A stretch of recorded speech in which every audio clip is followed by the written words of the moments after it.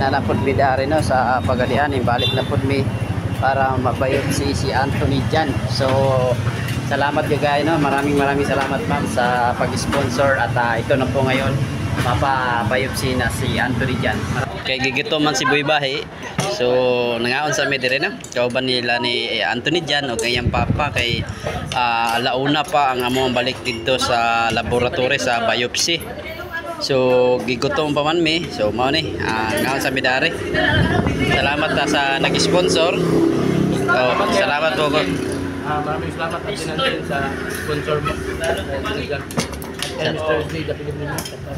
Maraming salamat sa Tinansin at saka kay Idol Mr. G sa suporta dito sa pagbiopsy namin kay Anthony Jan. Ito po si Anthony Jan. Sama lami. Lami daw. Kaon dyan, nice soft drinks oh.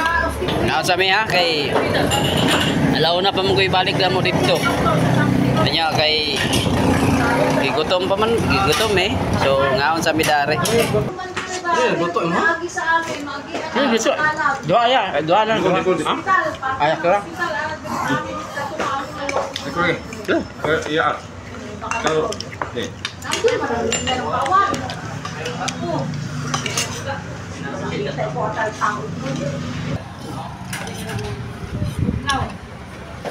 Awal na bayar. Ini lah. Kayak apa? 365. Mao na ni improvement sa mga luta-lutahan no, tanawa nawala na jud oh. Dayong kanay tanawa oh, nawala na, naulian na jud siya, nawadili na pare sa una bang itom jud guys siya. Oh, ang yan tiil tanawa po kali yan tiil oh. Dili na kay na siya sakit. Dili na kay sakit. Dahil nagwapo na po si Anthony Jan oh, di ba? Magkauyab na ni si Dodong. Tanawa. Then ang isa, ito raw, nagbagulbol kay waka daw sa email.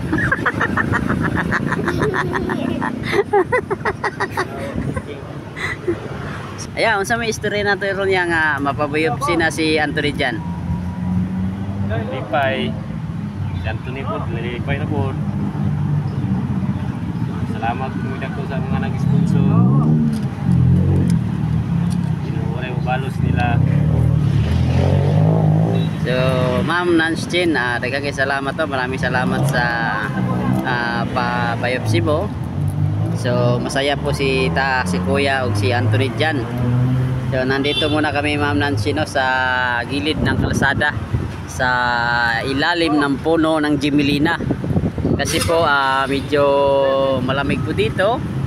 At saka mamaya pa naman alauna ang kanyang doktor. So, alas 12 pa.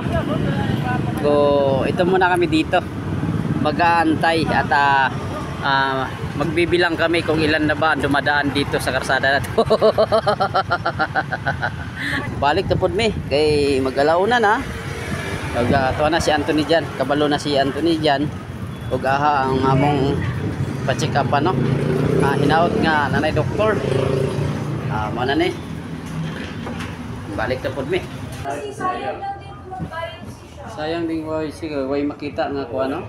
Oo, kasi wala man kaso sa amin i-biopsy siya. Wala kami ng ano nyo. Pero sabi ni Dr. sayang lang din kasi pag makita, hilom niya ba? Baka wala din makita, sayang na yung gastos ng bata. Tapos masugatan pa siya. So, oo, tapos ngayon, medyo nagahilom na lang siya. Ang kulang na lang is yung gamot. So, yun ang ibibigay namin. Kaya lang, yung gamot na yun, medyo matapang siya. Kaya, ang sabi ni Doc is every other night. Kasi wala man yung, hindi pwede ihati man kasi ano na siya, soft gel siya. Malambot ba? Hindi siya pwede idulog. So, every other night.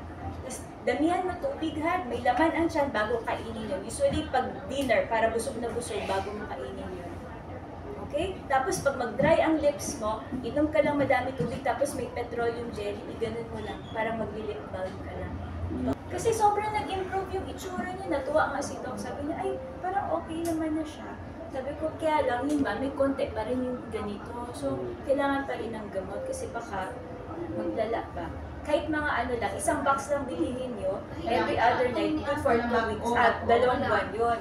Pero 1 month pa lang, balik kayo dito para maobserbahan. Kasi na-cleared naman siya ng pede. Sabi ng pede niya, sige, pwede ibigay sa kanya kasi okay naman yung sa liver niya, okay yung sa dugo niya. So, pwede naman. Ayaw lang kasi namin maggawa-gawa na ano kung hindi kailangan sa bata. Sakto po, sakto Oo, kay. kasi siyempre bata. Maluoy po na ayaw bata. din namin siya.